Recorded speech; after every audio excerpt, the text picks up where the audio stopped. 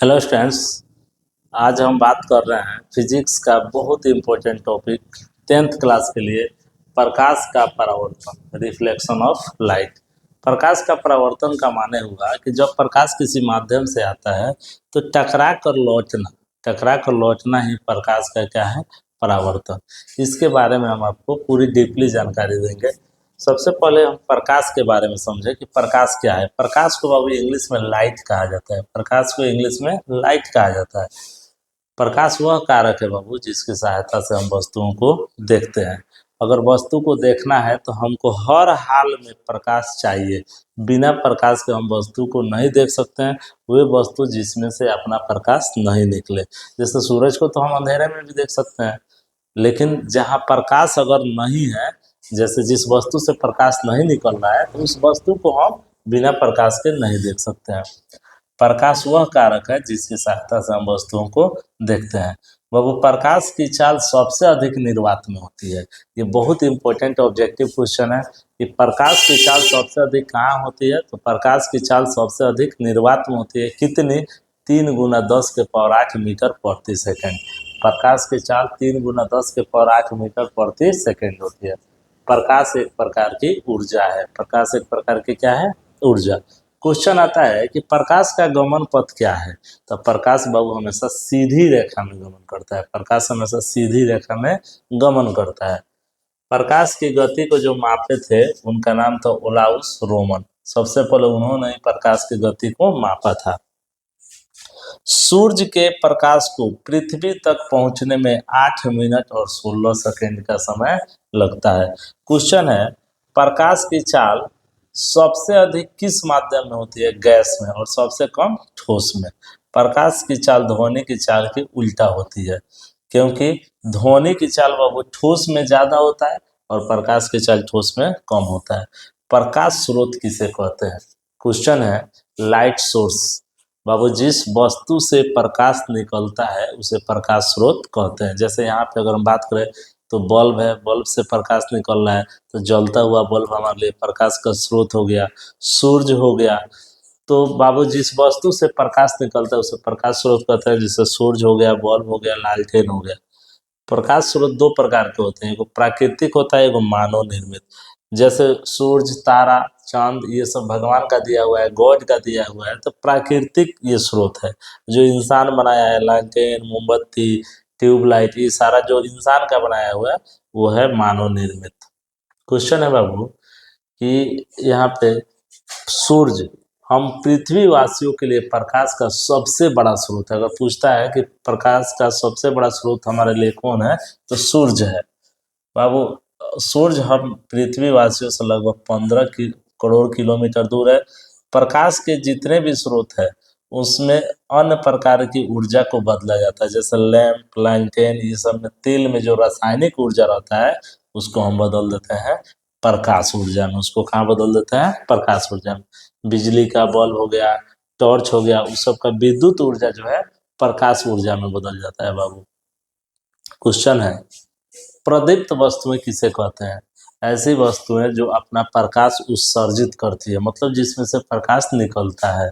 सूरज में से अपना प्रकाश है, बिजली का जलता बल्ब से प्रकाश है, जलती हुई मोमबत्ती, ये सब प्रदीप्त वस्तुएं हैं। ये सब कौन वस्तुएं हैं? प्रदीप्त। अप्रदीप्त वस्तुएं, कुछ वस्तुएं प्रकाश उत्सर्जित नहीं करती है, जिसमें से प्रकाश नहीं निकलता है। रात के अंधेरे में हम उसे नहीं देख सकते हैं बिना लाइट के, वो सारी चीजें अपर्दित हो जाएंगी। टेबल नहीं देख सकते हैं, कुर्सी हो गया, पुस्तक हो गया, पौधा हो गया। अब कह रहा है बाबू, किरण किसे कहते हैं? किरण को इंग्लिश में रे कहा जाता है। किरण को इंग्लिश में रे कहा जाता है। एक सरल रेखा पर चलने वाले प्रकाश को किरण कहते हैं। एक सरल रेखा, एक सीधा रेखा पर चलने वाले प्रकाश को किरण कहते हैं बाबू। एक होता है बीम ऑफ रे, किरण पुंज। किरणों के समूह को किरण पुंज कहते हैं। किरणों के समूह को किरण पुंज कहते हैं। किरण पुंज 3 प्रकार का, अपसारी, समानांतर, अभिसारी। अपसारी का मतलब हुआ ऐसा किरण पुंज जो एक बिंदु से फैलता चला जाता है, अपसारी किरण पुंज कहलाता है। ऐसा किरण पुंज जो एक दूसरे के समानांतर होता है बाबू, समानांतर किरण पुंज कहलाता है। ऐसा किरण पुंज जो एक बिंदु पर आकर मिलता है, अभिसारी किरण पुंज कहलाता है। क्वेश्चन है बाबू, प्रकाश का प्रकीर्णन। प्रकाश का प्रकीर्णन का माने हुआ कि प्रकाश जब किसी कण पे पड़ता है तो उसका कुछ भाग अवशोषित हो जाता है, अब बाकी चारों तरफ फैल जाता है, विकृत हो जाता है, उसी को प्रकाश का प्रकीर्णन कहते हैं बाबू। क्वेश्चन है उसके बाद, हमारे पास तीन तरह की वस्तु होती है, पारदर्शी, पारभासी, अपारदर्शी। तो बाबू सबसे पहले हम पारदर्शी की बात करते हैं। ऐसा पदार्थ जिससे आर पार दिखाई दे, जैसे उजला एकदम शीशा है या साफ पानी है तो उससे आर पार दिखाई देगा, हवा है आर पार दिखाई दे रहा है, तो बाबू जिनसे होकर प्रकाश आर पार कर जाए उसे पारदर्शी, जिससे होकर प्रकाश का कुछ ही भाग आर पार करे उसे पारभासी। जैसे तेल लगा हुआ कागज हो गया, घिसा हुआ शीशा हो गया, बैलून हो गया, रबड़ हो गया, पारभासी पदार्थ है। अपारदर्शी, जिससे होकर प्रकाश का कुछ भी भाग आर पार न करे, जैसे हमारे पास दीवार है या बोर्ड के पीछे दिखाई नहीं दे रहा है, तो ये हमारा अपारदर्शी माध्यम है, लकड़ी, लोहा, पत्थर, पेंट, ये सब। क्वेश्चन है बाबू, प्रकाश का परावर्तन, रिफ्लेक्शन ऑफ लाइट, लाइट किसे कहते हैं? प्रकाश का किसी वस्तु से टकरा कर लौटने को प्रकाश का परावर्तन कहते हैं। प्रकाश का किसी वस्तु से टकरा कर लौटने को प्रकाश का परावर्तन कहते हैं। प्रकाश के परावर्तन के नियम कितने हैं? दो नियम है। एक होता है बाबू आपतित किरण, परावर्तित किरण और आपतन बिंदु पर खींचा गया अवलंब तीनों एक ही समतल में होता है और आपतन कोण परावर्तन कोण के बराबर होता है। बाबू उसके बाद कह रहा है क्वेश्चन कि प्रतिबिंब के बारे में बताना है। तो किसी बिंदु स्रोत से आती हुई प्रकाश की किरणें दर्पण से टकराने के बाद जिस बिंदु पर मिलती है या मिलती हुई प्रतीत होती है उसे उस वस्तु का प्रतिबिंब कहते हैं। और प्रतिबिंब होता है दो प्रकार का, एक वास्तविक प्रतिबिंब जिसको रियल इमेज कहा जाता है, एक काल्पनिक प्रतिबिंब जिसे वर्चुअल इमेज कहा जाता है। बाबू वास्तविक प्रतिबिंब और काल्पनिक प्रतिबिंब के बारे में जब हम बात करें तो वास्तविक प्रतिबिंब का डेफिनेशन हो गया, किसी बिंदु स्रोत से आती प्रकाश की किरणें दर्पण से परावर्तन के बाद जिस बिंदु पर वास्तव में मिलती है उसे वास्तविक प्रतिबिंब कहते हैं। वास्तविक प्रतिबिंब का गुण है कि वास्तविक प्रतिबिंब को पर्दे पर उतारा जा सकता है, वास्तविक प्रतिबिंब हमेशा उल्टा बनता है। तो बाबू ये गुण हो गया कि वास्तविक प्रतिबिंब को पर्दे पर उतारा जा सकता है, वास्तविक प्रतिबिंब हमेशा उल्टा बनता है। किसी बिंदु स्रोत से आती हुई प्रकाश की किरणें दर्पण से परावर्तन के बाद जिस बिंदु पर जाकर जिस बिंदु से आती हुई प्रतीत होती है, माने डायरेक्ट नहीं कटेगा, जबरदस्ती अगर काटा जा रहा है तो उससे जो प्रतिबिंब बने उसका नाम है आभासी या काल्पनिक। आभासी प्रतिबिंब को पर्दे पर नहीं उतारा जा सकता है, आभासी प्रतिबिंब हमेशा सीधा बनता है। अब हम बात करते हैं प्लेन मिरर, समतल दर्पण। समतल दर्पण कैसे बनाया जाता है? किसी साधारण कांच के टुकड़े से हम क्या बनाते हैं? समतल दर्पण। समतल दर्पण की फोकस दूरी कितनी होती है? अनंत होती है। समतल दर्पण की फोकस दूरी अनंत होती है। क्वेश्चन है समतल दर्पण द्वारा बना प्रतिबिंब की विशेषता। पहला विशेषता है कि इसमें प्रतिबिंब हमेशा दर्पण के पीछे बनेगा। प्रतिबिंब का आकार और वस्तु का आकार आपस में बराबर होगा। प्रतिबिंब हमेशा सीधा बनेगा।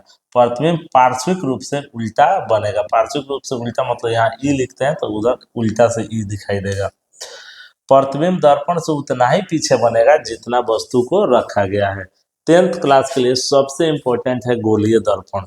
स्फेरिकल मिरर जो होता है, गोलीय दर्पण उस दर्पण को कहते हैं जिसका परावर्तक सतह किसी खोखले गोले का एक भाग होता है। गोलीय दर्पण दो प्रकार के होते हैं। गोलीय दर्पण दो प्रकार के होते हैं। पहला का नाम है बाबू अवतल दर्पण, दूसरा का नाम है उत्तल दर्पण। अब दर्पण में एक ध्रुव होता है। गोलीय दर्पण के मध्य बिंदु को ही ध्रुव कहते हैं। जैसे यहाँ पे मध्य बिंदु जो है वो ध्रुव है। वक्रता केंद्र, गोलीय दर्पण जिस गोले का भाग है उस गोले के केंद्र को दर्पण का वक्रता केंद्र कहता है। वक्रता केंद्र को C द्वारा निरूपित किया जाता है। वक्रता त्रिज्या, गोलीय दर्पण जिस गोले का भाग है उसकी त्रिज्या को ही वक्रता त्रिज्या कहता है। यह दूरी ध्रुव से वक्रता केंद्र के बीच होती है, मतलब यहाँ ध्रुव से लेकर C के बीच, और इसे R से सूचित किया जाता है। बाबू क्वेश्चन है प्रिंसिपल एक्सिस, प्रधान या मुख्य अक्ष। दर्पण के ध्रुव से वक्रता केंद्र की ओर जाने वाली रेखा को दर्पण का प्रधान या मुख्य अक्ष कहते हैं। फोकस दूरी, गोलीय दर्पण के फोकस से ध्रुव के बीच की दूरी को फोकस दूरी कहते हैं। इसे एफ द्वारा सूचित किया जाता है।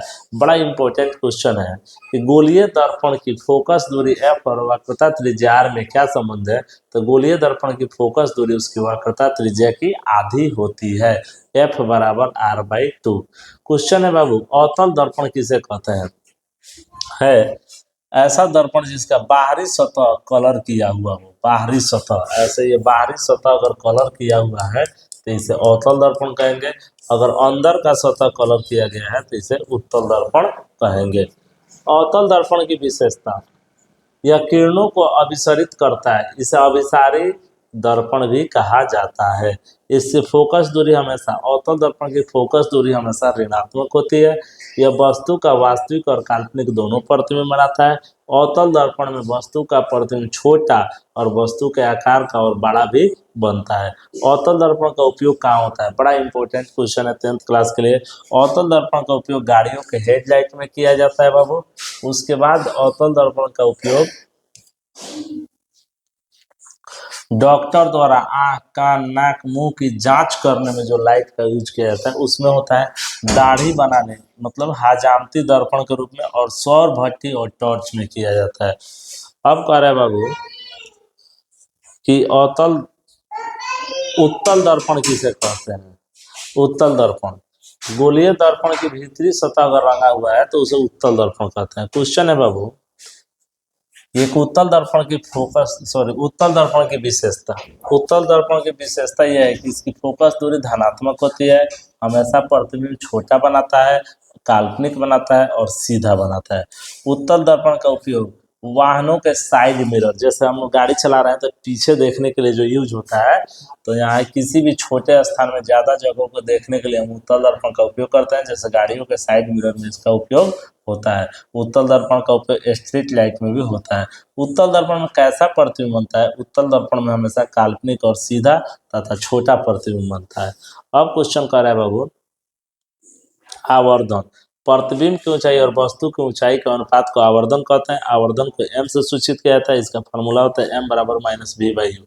अगर आवर्धन धनात्मक है तो प्रतिबिंब काल्पनिक और सीधा बना है, अगर आवर्धन ऋणात्मक है तो प्रतिबिंब वास्तविक और उल्टा बना है।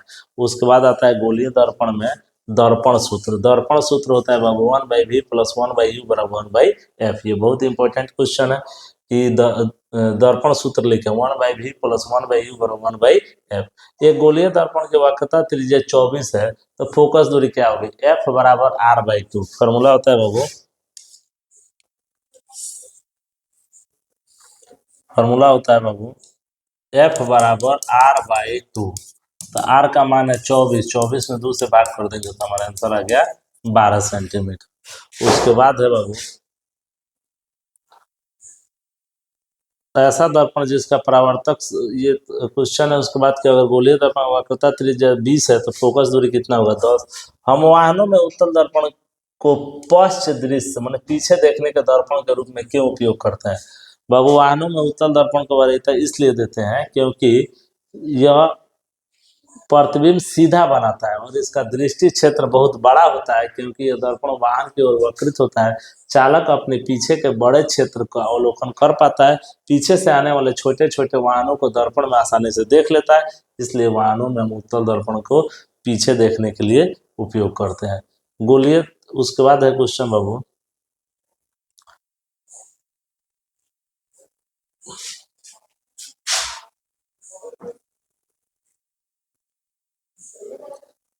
ये हो गया बाबू अवतल दर्पण की फोकस वक्रता त्रिज्या में क्या संबंध है? एफ बराबर r/2 होता है। क्वेश्चन है बाबू, उत्तल और अवतल दर्पण के तीन तीन उपयोग लिखना है। तो बाबू इसका उपयोग हजामती दर्पण के रूप में होता है, डॉक्टर द्वारा आंख, कान, नाक, गले के इलाज में होता है, मोटर गाड़ी के हेडलाइट में होता है। अवतल दर्पण का उपयोग हजामती दर्पण के रूप में क्यों किया जाता है? अवतल दर्पण एक बिंब को फोकस और दर्पण के ध्रुव में जब रखते हैं तो उसका आभास सीधा और बड़ा प्रतिबिंब बनाता है। यह प्रतिबिंब दर्पण के पीछे बनता है। जब चेहरे के दर्पण के पीछे फोकस और दर्पण के ध्रुव के बीच रखा जाता है तो चेहरा बड़ा और सीधा दिखाई देता है, इसलिए इसका उपयोग हजामती दर्पण के रूप में किया जाता है। उसके बाद बाबू क्वेश्चन है, इसमें मेन जो पॉइंट था इसको हम बता दे बाबू कि अगर अगर बाहर से रंगा गया है तो अवतल दर्पण है। अगर बाबू इसे अंदर से रंगा गया है तो उत्तल दर्पण है। तो ये हमारा दर्पण जो है गोलीय दर्पण का प्रकार है। और इसमें मेन चीज़ ये है कि गोलीय दर्पण में आवर्धन का फॉर्मूला होता है m बराबर माइनस बी बाई यू। और बाबू अगर दर्पण सूत्र का है तो 1/v प्लस 1/u बराबर 1/f।